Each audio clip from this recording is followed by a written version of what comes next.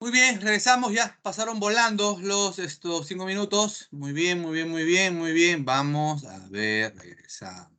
Ahí está. Muy bien. Les decía, ¿no? Por ejemplo, miren la escuela de Atenas de Rafael de Sanzio. Ahí está agrupado todos los filósofos. Y miren, hay una sola mujer. Está en el lado izquierdo.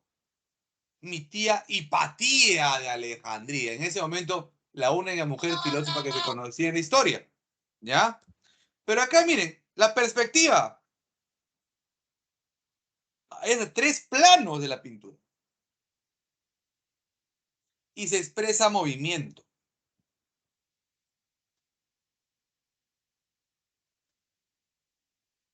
Todos los filósofos ahí. En el centro, ¿no? Platón y Aristóteles. ¿Sí? Platón y Aristóteles. Y todos los demás filósofos reunidos. Es un tema pagano, es un tema precristiano. Bien. Esta pintura es de Rafael.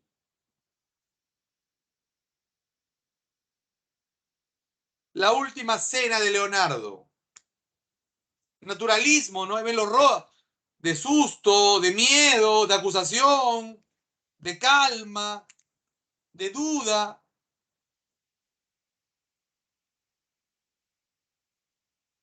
¿Sí?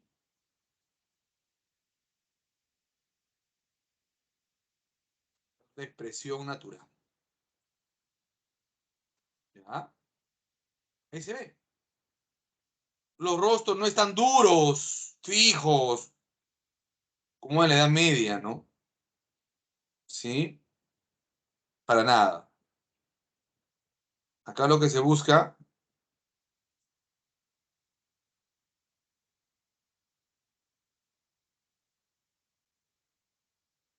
es mostrar al hombre tal como es.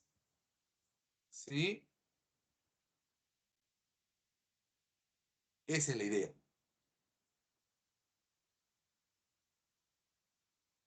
Bien.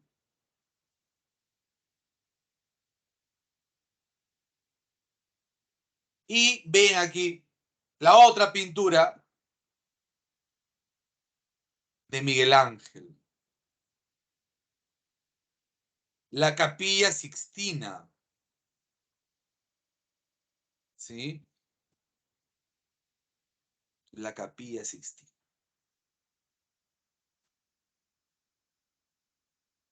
Bien. Ahí está. La Capilla Sixtina. La creación tiene dos partes. Una es la creación, el génesis, y otro es el juicio final. ¿Sí? El juicio final. ¿Ya? El juicio final.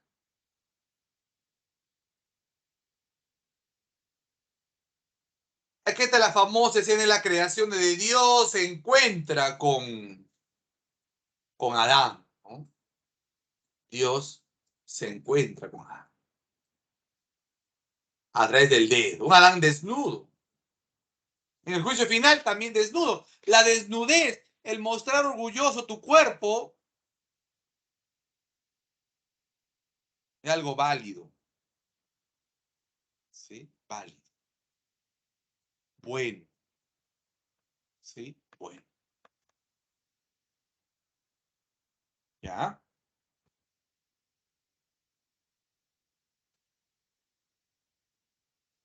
Hoy hay una revaloración también de la desnudez, ¿no?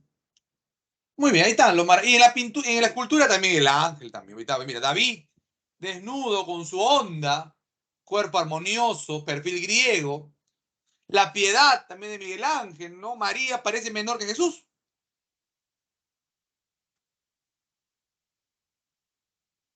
La juventud como idea de belleza, ¿no?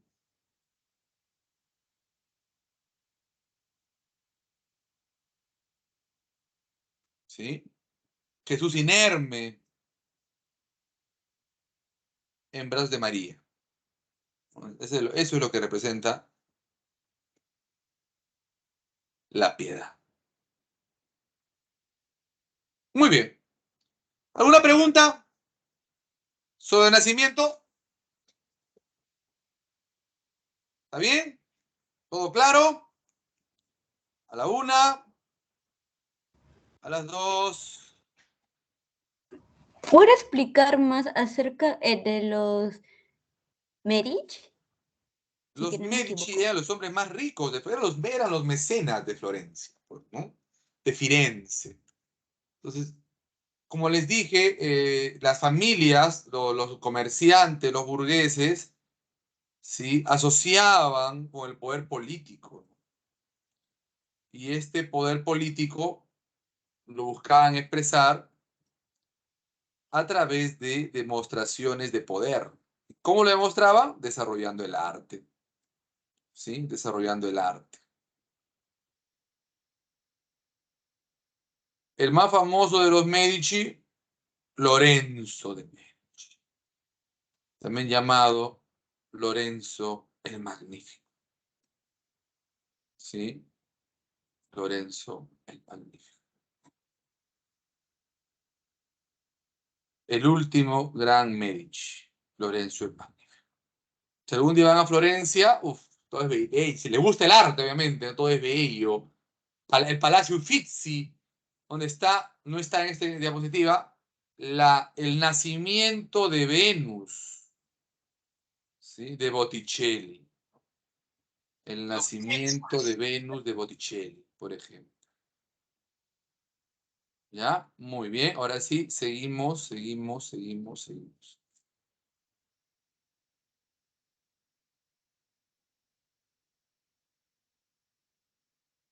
La reforma protestante, ¿sí? La reforma protestante. Muy bien. ¿Qué fue? La Iglesia Católica estaba en muchos conflictos, muchas contradicciones, ya desde hace siglos. Para muchos había una terrible contradicción entre, sí,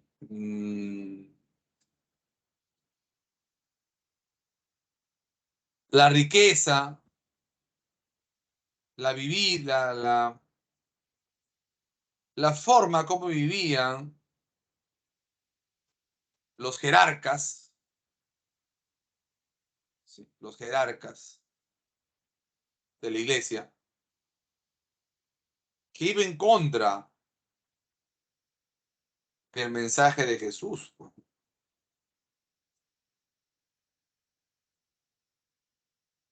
Era escandalosa, además, la corrupción de la iglesia, los tráficos de cargos, todo eso era pues para muchos inaceptable, ¿no? Inaceptable. El celibato no lo cumplía nadie, ¿sí?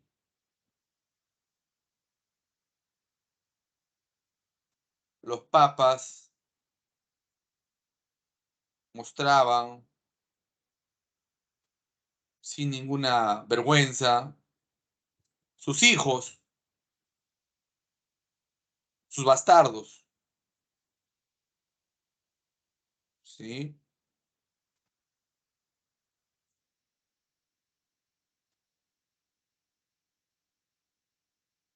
Y eso era pues para algunos esto,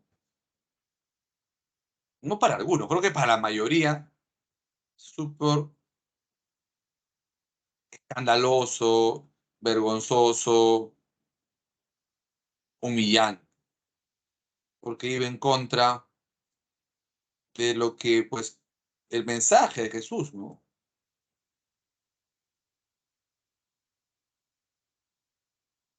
Bien.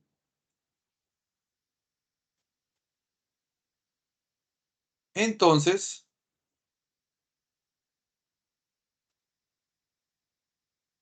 Hubo muchos intentos de reforma religiosa.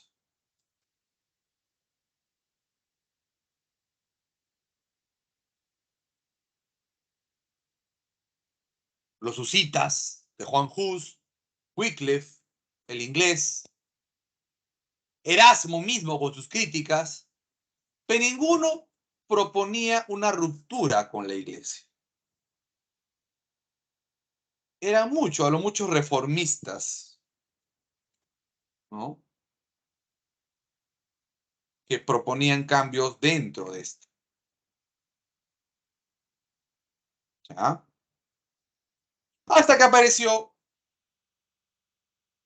la figura de Martin Luther, en alemán, en español, Martín Lutero. ¿Sí? Martín Lutero.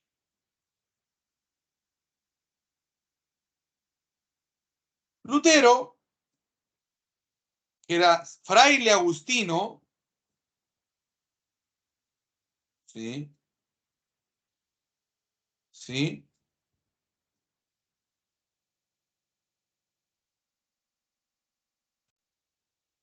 Va a criticar a la iglesia, van a terminar rompiendo con ella, ¿sí? Rompiendo.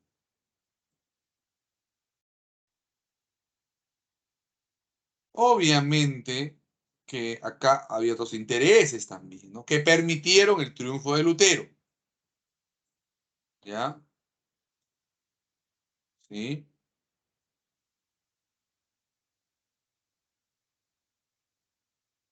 Económicos y políticos, ¿ya?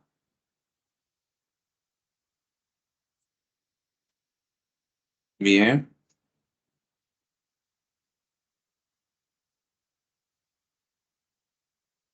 ¿Qué pasó aquí? El 10% de las riquezas, ¿sí?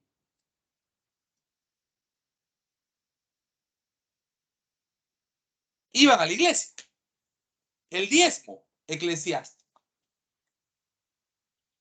Y eso permitía, pues, un lujo descarado, rochoso de los jerarcas de la iglesia. Pero el discurso de Lutero de romper con Roma significaba algo. Significaba que ese 10% ya no tenía que ir a Roma, sino se quedaba en Alemania. ¿Quiénes? Los príncipes, los señores feudales. Y eso era música para sus oídos. ¿Por qué Roma se va a enriquecer? ¿Sí?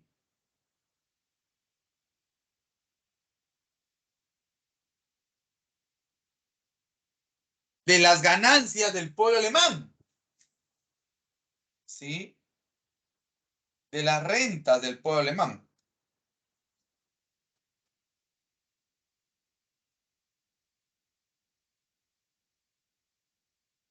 ¿Ve?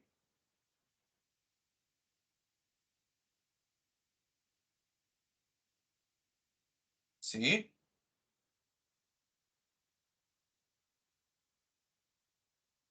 Y eso, pues, a los príncipes alemanes les,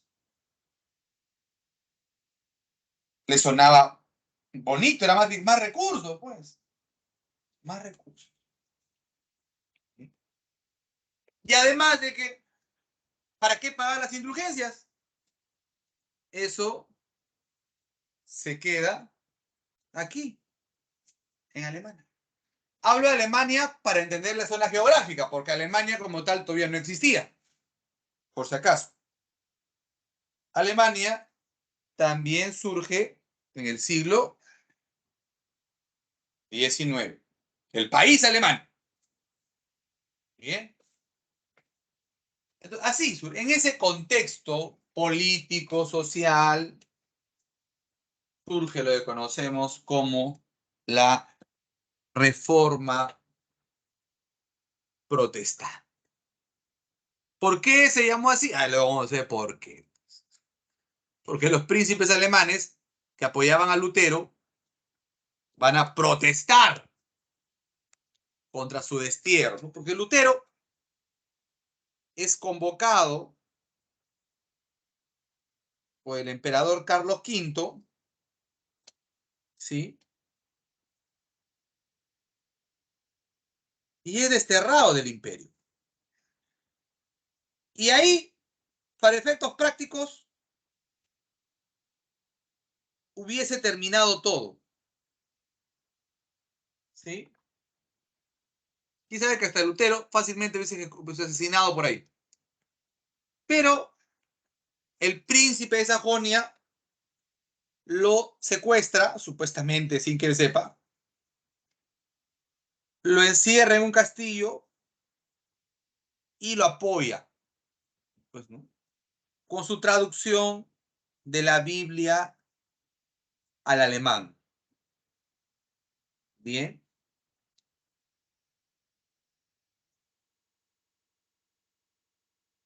Y luego van a hacer una protesta al emperador por el destierro de Lutero. ¿Sí? Por el destierro de Lutero.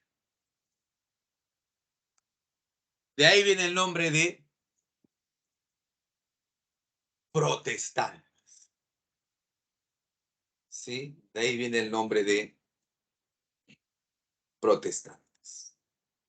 Porque hicieron una protesta. Bien. Sin el apoyo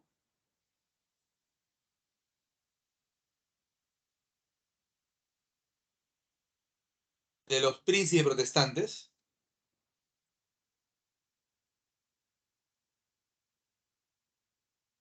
no hubiese podido triunfar Lutero. ¿Ya? Eso hay que tenerlo claro.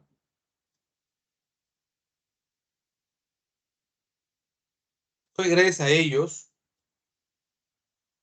y a su respaldo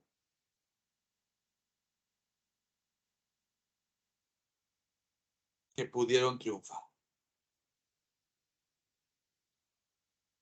¿Sí? Sin apoyo político no hay forma, queridos amigos.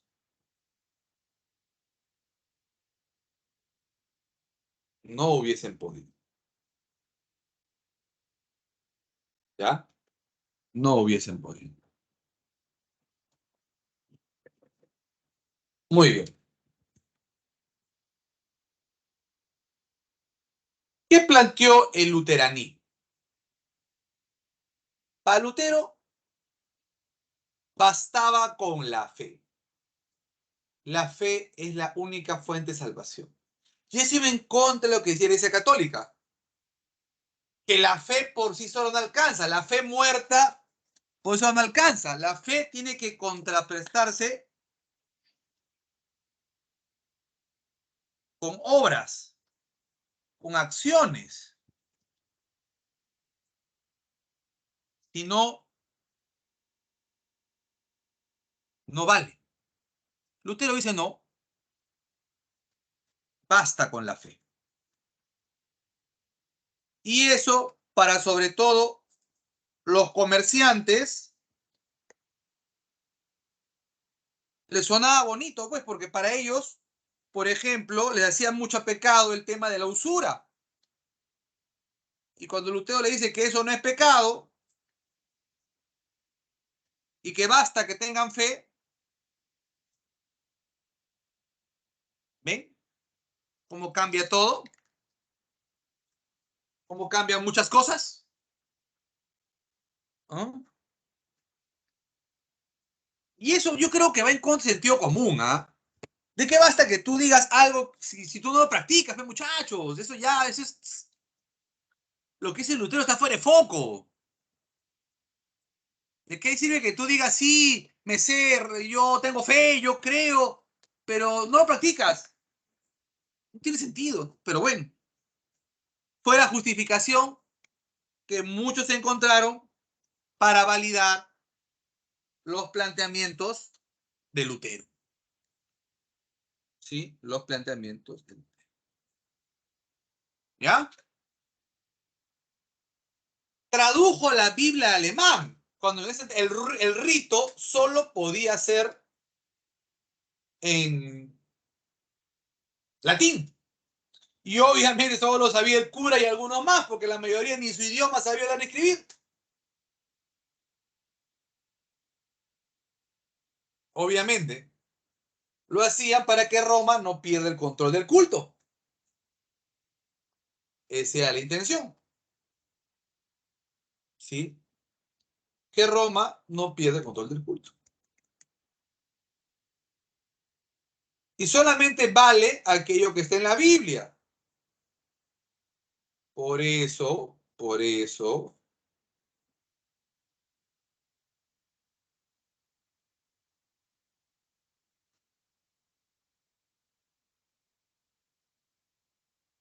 solamente acepta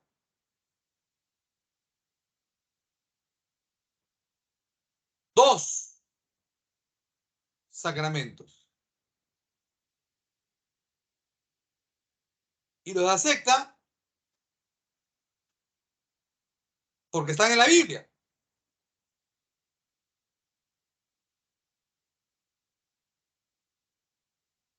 ¿Sí?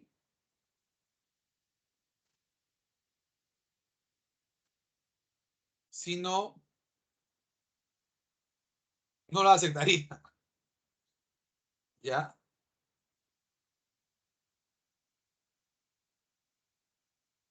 Bautismo y comunión. Nada más. El resto no, porque han sido creados por la tradición. No están en la Biblia. ¿Ya? Oye, el luteranismo se expandió en Alemania y en Escandinavia. Bien. En Suiza, el francés Jean Calvino, va a ser otro gran reformador protestante. El calvinismo va a establecer el principio de la predestinación. Que ya todo está predestinado. Entonces, no te preocupes porque lo que tú hagas no va a cambiar tu destino.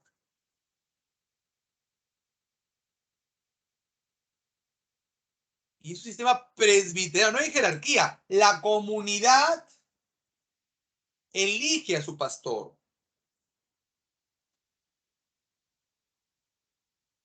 El sistema presbiterano es el que más se ha expandido. El calvinismo tuvo mucha más influencia en el mundo que el luteranismo. Suiza, Escocia, parte de Inglaterra y sobre todo en Estados Unidos. Este sistema, ¿sí? Presbiterano, comunitario,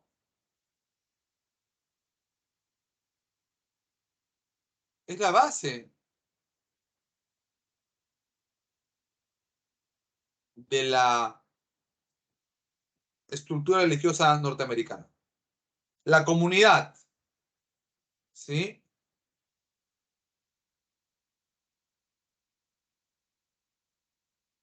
Decide. La comunidad decide.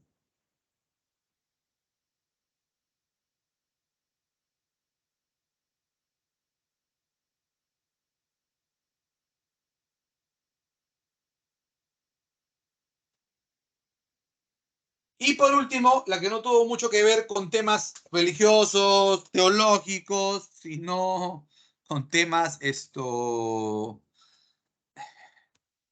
maritales, cuitas maritales, ¿sí? Va a ser la reforma en Inglaterra.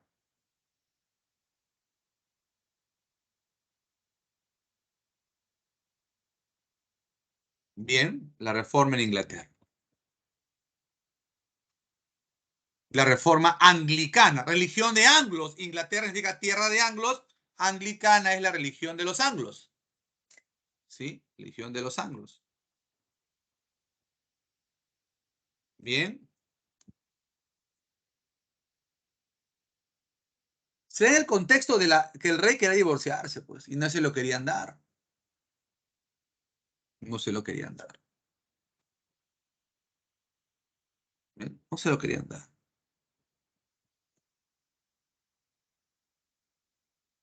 Sí. Entonces,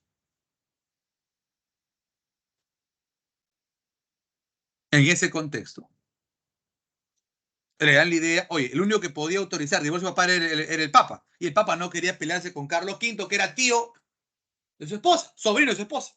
Ah, ya, pues entonces, ahí le dijo, mi hermano, ¿por qué te preocupas? Rompe con la iglesia, proclámate que el rey es jefe de la iglesia de Inglaterra y se acabó el problema y te divorcias. Bien. Y así fue. Rompió con Roma y por el acta de supremacía, ¿sí? Se convirtió en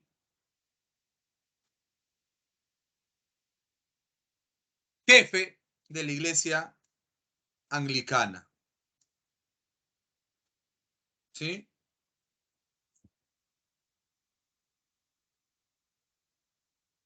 Y esa estructura,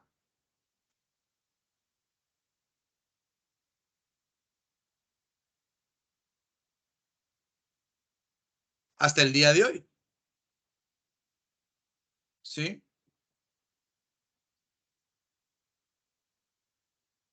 Hasta el día de hoy. Bien, hasta el día de hoy.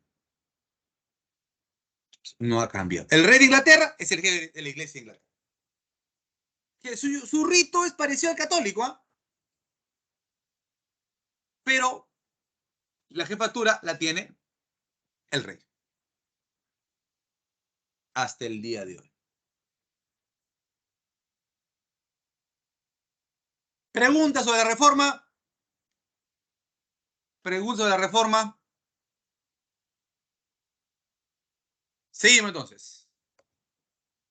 Bueno, toda acción trae su reacción. Bien. ¿Sí? Los historiadores protestantes le llaman lo contrarreforma, ¿no? Los historiadores católicos le llaman la reforma católica. Pero el nombre que más ha pegado es, pues, la contrarreforma. ¿Sí? La contra. Bien, la contra. ¿Ya?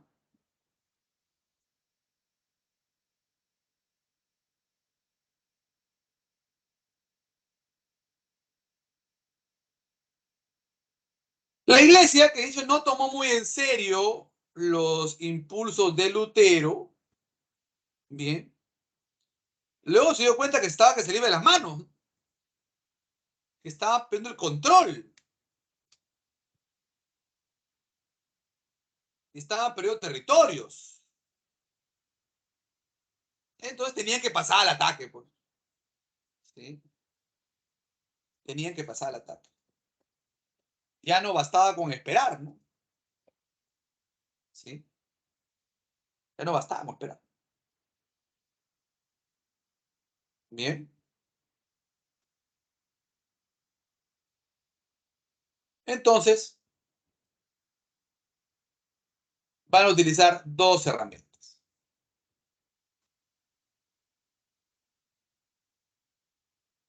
Bien, dos herramientas. Una, van a hacer un reordenamiento doctrinario, y la doctrina solo se puede corregir por un concilio.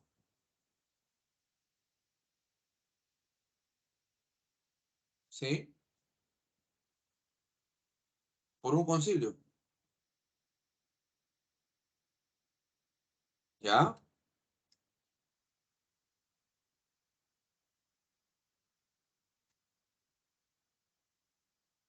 El concilio de Trento.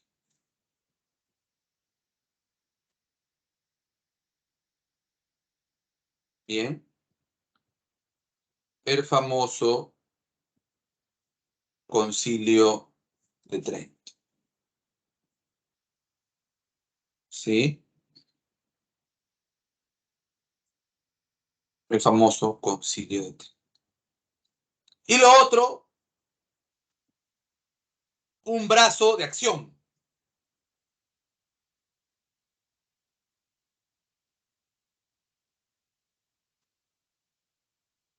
La Compañía de Jesús. ¿Sí?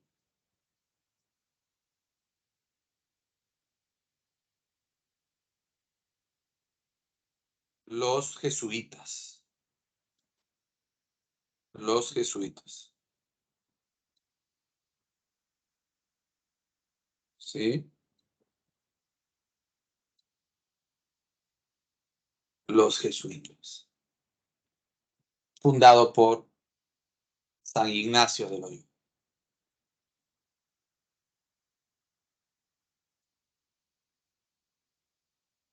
El concilio de Trento había dos posturas.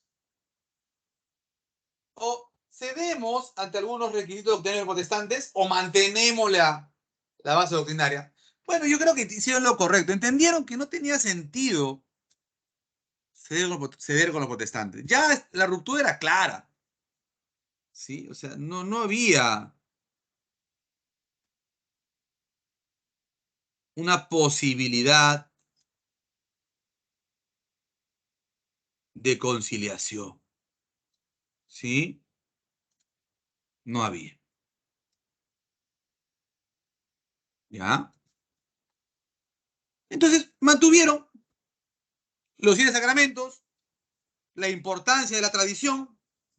La tradición es importante. ¿Sí? El índice o índice de libros prohibidos. ¿Sí? Libros que iban en contra de la fe. ¿Sí? Libros, el índice del índice de libros prohibidos. Libros que iban en contra de la fe.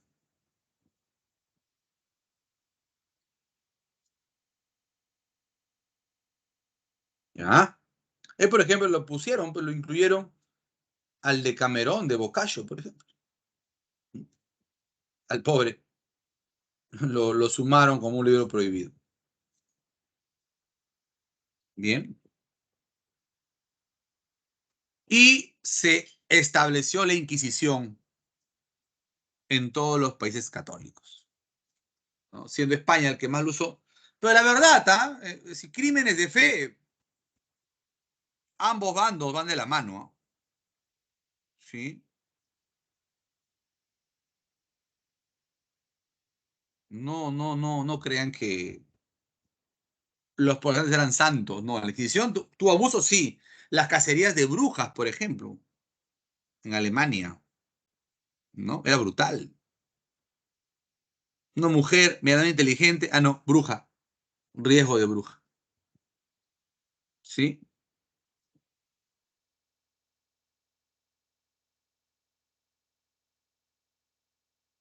Siempre muchas veces el hombre, el patriarcado, ha tenido miedo a una mujer empoderada, ¿sí? Ha tenido miedo a una mujer empoderada.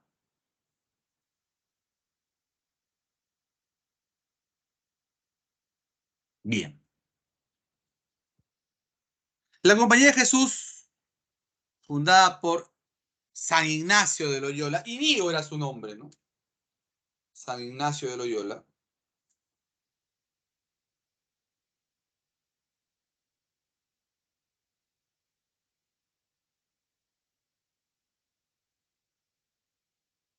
Era una orden militante, de carácter, formación militar cristiana.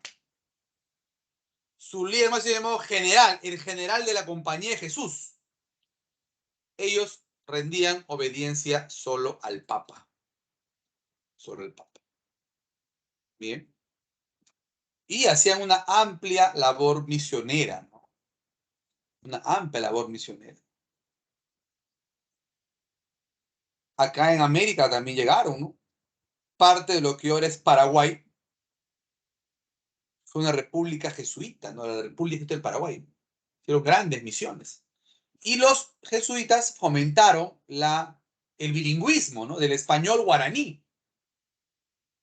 Por eso es común, ¿sí? Es común que en Paraguay se hable español, cualquier persona hable español guaraní. ¿Sí? Español guaraní. Los jesuitas siempre se especializaron mucho en la educación. Fundaron universidades, ¿sí? Colegios, ¿sí? Y también con actividades comerciales. ¿Sí? También lo vincularon mucho con actividades comerciales.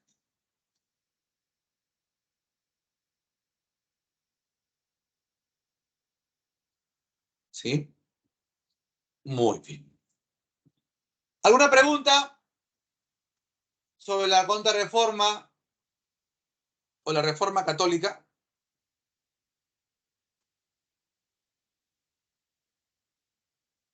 ¿Sí? ¿Todo bien? Listo, seguimos entonces. La expansión europea. La expansión europea.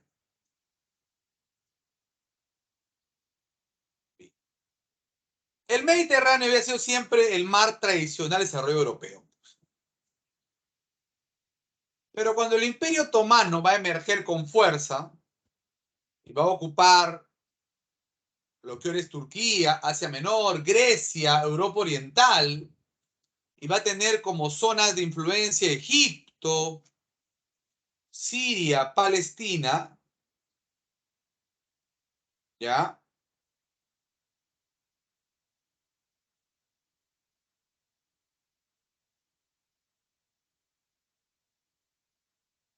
Eso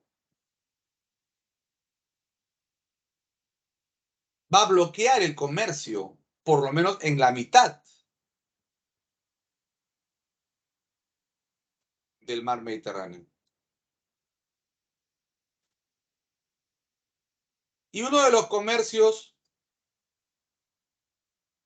más lucrativos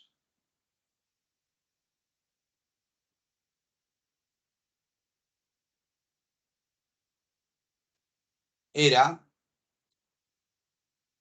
el comercio con las Indias.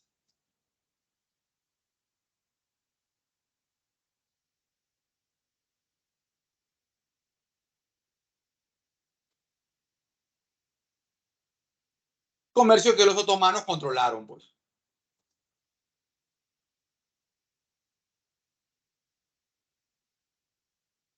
Entonces, hay que buscar nuevas rutas. ¿Cómo llegar a la India?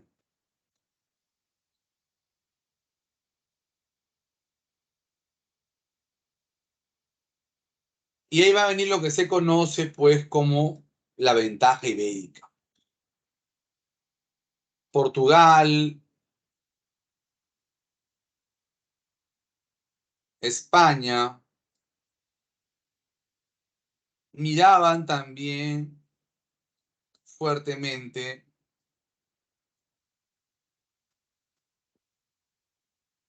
al Océano Atlántico, no solo al Mediterráneo.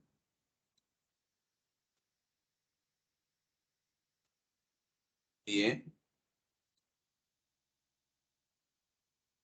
Y eso les daba una ventaja, lo que se conoce como el privilegio ibérico. ¿Ya? Ahí Portugal va a aprovechar que había terminado su guerra de reconquista contra los musulmanes hacía siglos, e impulsados por el príncipe Enrique Navegante, buscaron nuevas técnicas de navegación, nuevos barcos, ¿bien? Y van a ir avanzando, contorneando África, ¿sí? Un proceso que duró casi 100 años, ¿ah? Para que vean también un poco el temor, ¿no? Al Océano Atlántico, muchos le llamaban también mar tenebroso, ¿sí? Mar tenebroso.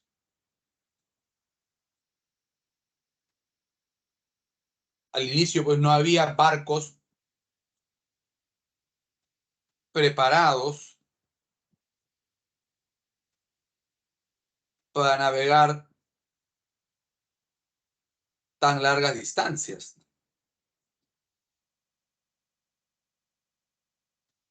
Bien. Pero los nuevos inventos, el astrolabio, para ver la ubicación de las estrellas, para orientarte según la ubicación de las estrellas,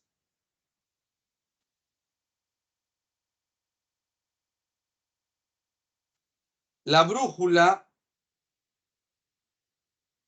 para ubicar los puntos cardinales,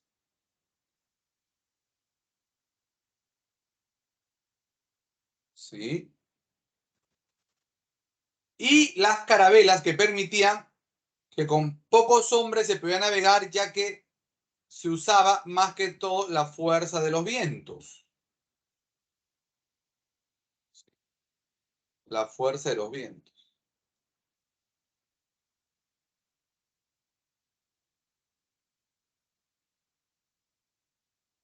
Para poder mover la embarcación. Es una ventaja. Bien, esto permitió que los portugueses, contorneando África y a través de la expedición de Vasco da Gama, lleguen hasta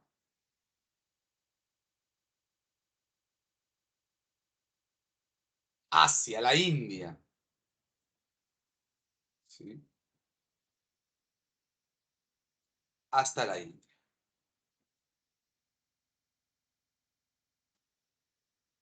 Luego de casi 100 años de dar la vuelta, habían llegado a la meta. Pero Portugal es un país pequeño, ¿no? No podía hacer grandes colonizaciones. Más que todo, buscaba establecer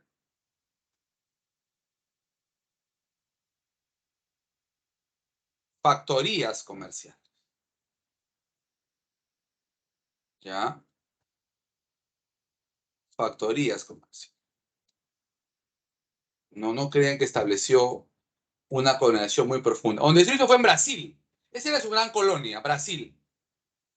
Que por la Torre de Tordesillas, ¿sí? Le permitía abarcar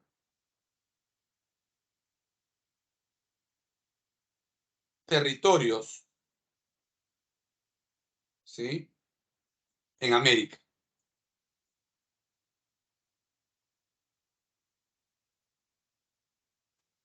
Bien.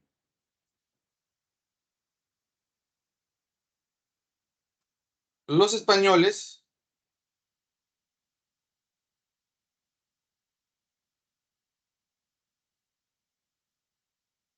no se quedarían atrás. Bien.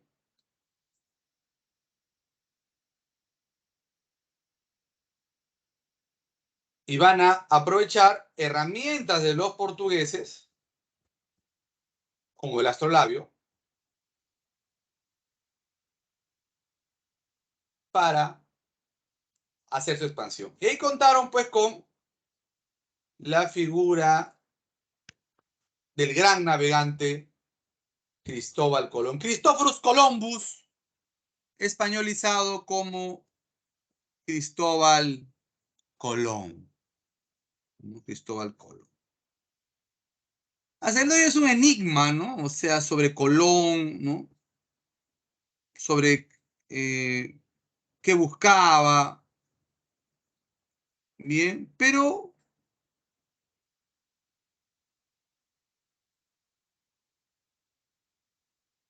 lo cierto es que él va a contracorriente. Dice, si los portugueses llegaron a la India navegando hacia el este, España puede llegar a las Indias navegando hacia el oeste. Cruzar el océano. ¿Ya? Y eso parece tener una completa locura.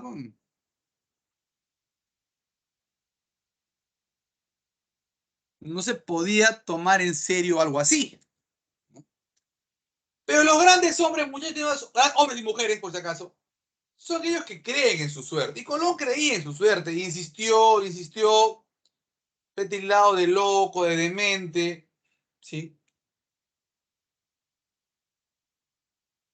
Pero finalmente, luego de varias choteadas, un poco de suerte también, ¿no? Conoció al que había sido confesor de la reina Isabel y este influyó para que le den nueva entrevista. ¿Bien? Finalmente, tanto insistieron, ya, pues, vamos. Y se dio su famoso viaje con las tres carabelas. Y llegó a este territorio que hoy se conoce como América, pues, como América. ¿Cuál fue el error de Colón? Pues el error de Colón fue creer que llegaba a la India. A veces los grandes hombres pecan de tercos, ¿no? Pecan de tercos. Bien. Y él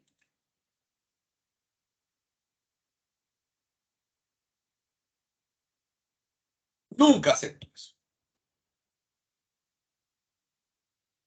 Pese a que luego de 4 viajes, por ningún lado aparecían las ciudades de la India, ¿no? Pero bueno, pues no murió pobre, como algunos hacen creer.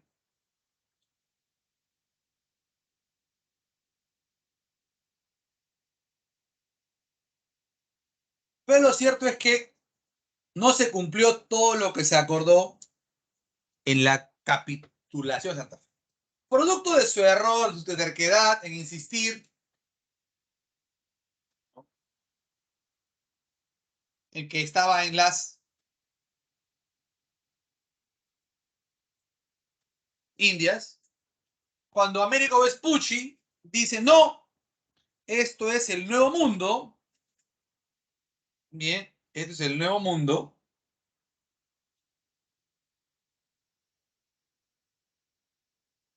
entonces el primer mapa de América, Wilhelm Müller, en su cartografía, a este territorio le llama América, la tierra de Américo, y pronto el nombre se difundió y así quedó como América. Debe haber llamado Colombia o Columbia, ¿no? O Colombia. Lo cierto es que Colón con su llegada a América cambió la historia del mundo. Eso es innegable. Eso nadie puede decir lo contrario. ¿Sí? La llegada de Colón cambió la historia del mundo, ¿no? Porque insertó a este continente con el resto del mundo, ¿sí? Para siempre. Para siempre. Consecuencias, entonces, el comercio más importante va a ser en el Atlántico y se va a hacer un sistema mercantilista, una economía basada en la acumulación de oro y plata, en la acumulación de metales preciosos, ¿sí? En la acumulación de metales preciosos.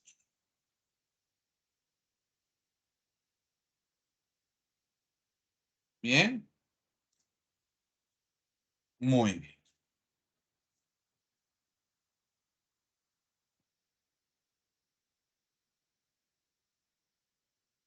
Primer orden mundial, les dije, ¿no?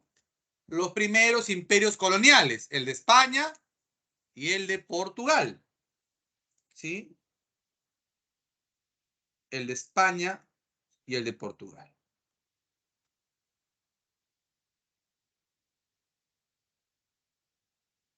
Bueno, la llegada de los europeos a América fue una hecatombe geográfica, bueno, por dos razones. La primera, las enfermedades. La segunda, los sistemas de trabajo, sobre todo en zonas no productivas como el Caribe. Ejemplo, la isla La Española, hoy República Dominicana, Haití, de 250.000 habitantes, 30 años después no quedaban más de 2.000.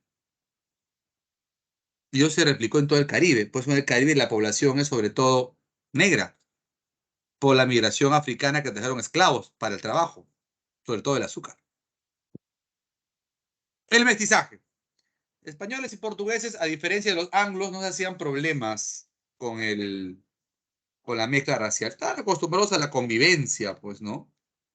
Estaban acostumbrados a la convivencia. No hubo un exterminio, bastante mestizaje. ¿Bien? Y bueno, la cultura occidental llegó acá a Europa, ¿no? Nosotros no, hablamos español ahorita, estamos acá. Cultura occidental. La mayoría de ustedes son cristianos, cultura occidental. Sus nombres son occidentales. ¿Sí? La cultura occidental nos ha moldeado. Guste o no, somos herederos de esta, de la cultura occidental. ¿Ya? El humanismo, claro, por supuesto que sí, el humanismo primero y luego el renacimiento. Humanismo ideológico, renacimiento cultural. Es la expresión práctica del humanismo. ¿Sí? Es la expresión práctica del humanismo. Muy bien, mañana terminamos. ¿Ya? Nos vemos. Hasta mañana a las 11. Cuídense mucho. Fuerte abrazo. Hasta luego. Chao, chao. Almuercen, provecho. Estudien, estudien, estudien. Sí, nos vemos. Hasta luego, hasta luego, hasta luego. Chao. Hasta luego. Cuídese, profesor.